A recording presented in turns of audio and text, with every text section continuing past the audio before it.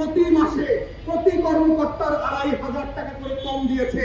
তোর বাপের টাকা দিয়ে ওদের বেতন দেওয়া হয়, এটা জনগণের ট্যাক্সের পয়সা ছিল। যদি সেই প্রকল্পের চুক্তিতেই তেমনটা বলা থাকে, তাহলে সে রাষ্ট্র সেটা করতে পারবে যে ৫ বছর পরে এই প্রকল্প বাতিল হয়ে যাবে। এই কথাটা কোথাও বলা ছিল না, বলা ছিল যে উল্টো, যে ৫ বছর পরে তাদেরকে চাকরিতে স্থায়ীকরণ করা হবে। দ্বিতীয় যেটা, যে কারণে তারা পারে না, সেটা হচ্ছে কয়েকশো কোটি টাকা অথবা কয়েক হাজার কোটি টাকা ক্ষতিপূরণ দেওয়ার সাপেক্ষে একটা গোল্ডেন হ্যান্ডশেক প্রজেক্ট হাতে নিতে হবে। কিন্তু সরকার তেমন কোনো উদ্যোগ হাতে নেয় নাই যে প্রত্যেকটা নারীকে ২০ কোটি ৫০ কোটি অথবা সে সারা জীবন চাকরি করলে যে কয় টাকা পেনশন পেতেন এবং যে কয় টাকা বেতন আকারে উপার্জন করতেন সেই টাকাটা সরকার ওয়ান অফ দিয়ে দিবে। তারা ফেল করেছে ওয়াদা পূরণ করতে। এবং এমন একটা সরকার যারা গণ অভ্যুত্থানের ১৪০০ শহীদের রক্তের উপরে দাঁড়িয়ে এই বাস্তবায়ন করবার দায়িত্ব নিয়েছিল। গত বছর আমাদের ছেলে মেয়েরা দেয়ালে দেয়ালে মিছিলে মিছিলে রাস্তায় রাস্তায় বলে দিয়েছিল লাখো শহীদের রক্তে কেনা দেশটা কারো বাপের না।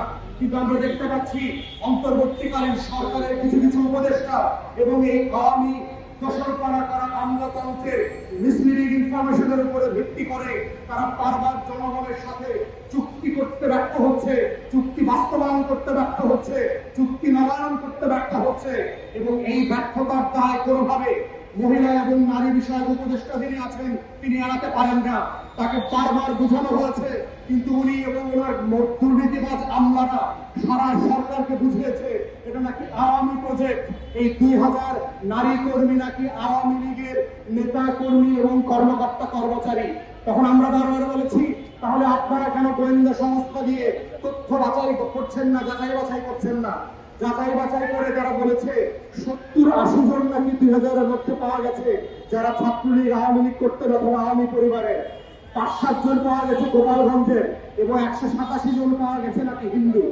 বাংলাদেশে ১৮৭ জন হিন্দু করে প্রকল্পে কাজ করে, এই জন্য প্রকল্পটা আওয়ামী লীগ হবে, এইটা তো রাষ্ট্রের নাগরিকত্বের সনদ হতে পারে না। আওয়ামী আমলে ১৭-১৮ সালে একটা প্রকল্প নেওয়া হয়েছে, এই জন্য এই প্রকল্পটা আওয়ামী লীগ ছাত্রলীগের হয়ে গেছে, এইটা কোনো যৌক্তিক আলোচনা হতে পারে না। আমরা যেটা বারবার বলেছি, তাহলে আওয়ামী লীগের রাতের নির্বাচন করে দিয়েছে যে সকল আমলারা ডিসিএসপি সচিবরা, তারা কিভাবে কাজে থাকে এখনো? ওদেরকে কেন চাকরিচ্যুত করা হয় নাই? যদি একই চুক্তিতে করা হয়, আওয়ামী আমলের প্রত্যেকটা বিসিএস কর্মকর্তাকে এখনো কেন ডিসমিস করা হয় নাই? আওয়ামী আমলে যারা একতরফা নির্বাচন করেছে, ৩৬ দামি নির্বাচন করে দিয়েছে, ওদেরকে কেন চাকরিচ্যুত করা হয় নাই?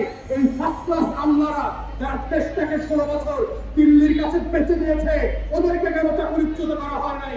দ্বিতীয় শ্রেণী ২০০০ নারী কর্মকর্তা কর্মচারীরা বাংলাদেশকে আওয়ামীকরণ করেছে, প্রজেক্ট করেছে, এই ধরনের ভুমভাম যুক্তি আমাদেরকে বোঝান। এগুলো আওয়ামী লীগও বুঝাইছে আমাদেরকে, হাসিনাও বুঝাইছে, শেখ পরিবারও বুঝাইছে।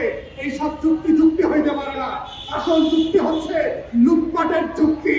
৭২ কোটি টাকা এই প্রজেক্টে আমরা খেয়ে ফেলছে, যেটা যদি এই প্রজেক্ট কন্টিনিউ করে অডিটের মাধ্যমে কয়েক ডজন আমলাকে জেলে যাইতে হবে। এই প্রকল্প তারা বাতিল করতে চায়। ইতিমধ্যে দুদক ২.৫ থেকে ৯.৫ কোটি টাকার দুর্নীতির অভিযোগ তদন্ত করছে।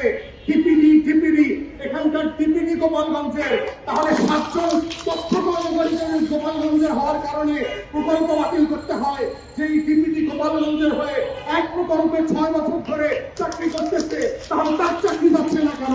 সেই মহিলারা ডিপিডিরা আওয়ামী লীগের তারালি পড়া করে কোটি কোটি টাকা লুটপাট করেছে, এই প্রকল্পে তারা তাদেরকে কেন ক্ষমতাচ্যুত করা হচ্ছে না, চাকরিচ্যুত করা হচ্ছে না? ৮০ কোটি টাকার একটা প্রকল্প সরকার নাকি ব্যয়ভার বহন করতে পারছে না, কিন্তু এই প্রকল্প বাদ দিয়ে ৯৫০ কোটি টাকার নতুন প্রকল্পের টাকা কার বাপের টাকা দিয়ে আসবে? ওটা অন্তর্বর্তীকালীন সরকারের বাপের টাকা দিয়ে দেওয়া হবে। ওটা করের টাকা না, ওটা জনগণের টাকা না। তাহলে ৯৫০ কোটি টাকার নতুন প্রকল্প কেন নেওয়া হচ্ছে? কারণ এই আমলারা নতুন করে চুরি করতে চায়। পুরাতন প্রকল্পের চুরির দিন শেষ হয়ে গেছে, এখন আর চুরি করা যাচ্ছে না। নতুন প্রকল্পের মাধ্যমে নতুন করে ২০০০ কর্মকর্তা কর্মচারী নিয়োগ বাণিজ্য হবে, আর আউটসোর্সিং কোম্পানিকে দিয়ে এখানে হাজার হাজার কোটি টাকা লুটপাট বাণিজ্যের জায়গা তৈরি হবে।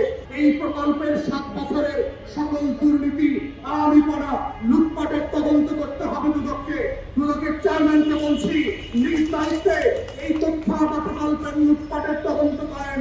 যারা দোষী, যে এখান থেকে লুটপাট করেছে তাদেরকে আইনের আওতায় আনেন। বড় রাঘব দুর্বলদেরকে ছেড়ে দিয়ে চুলুকুটিদেরকে নামে বিচারের নাটক করবেন, সেইটা গণঅভ্যুত্থান পরবর্তী নতুন বাংলাদেশে আমরা চলতে দেব না। এটা তথ্য আমাদের উপরে জুলুম হবে।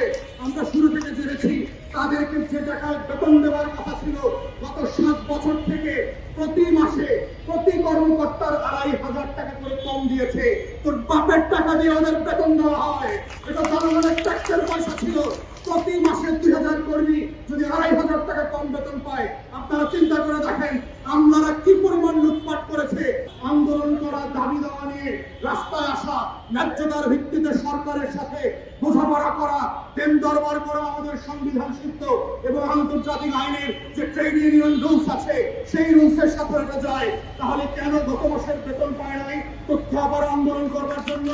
তাহলে গত 16 বছর ধরে আরো যারা যারা আন্দোলন করেছে তাদের কয়জনের বেতন কেটেছেন?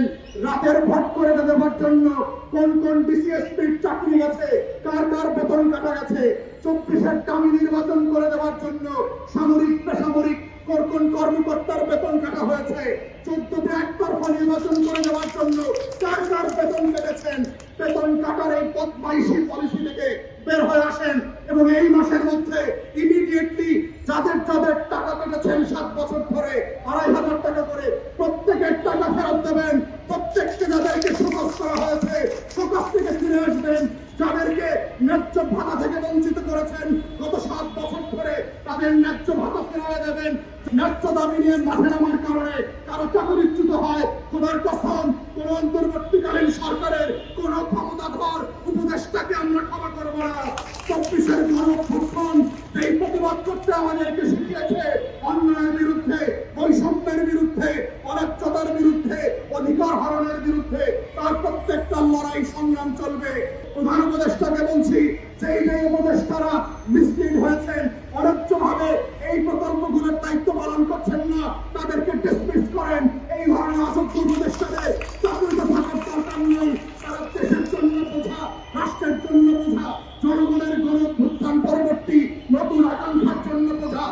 এবং এই কারণেই মহিলা এবং নারী বিষয়ক উপদেষ্টার এই চাকরিতে থাকার কোন যৌক্তিক অধিকার থাকতে পারে না।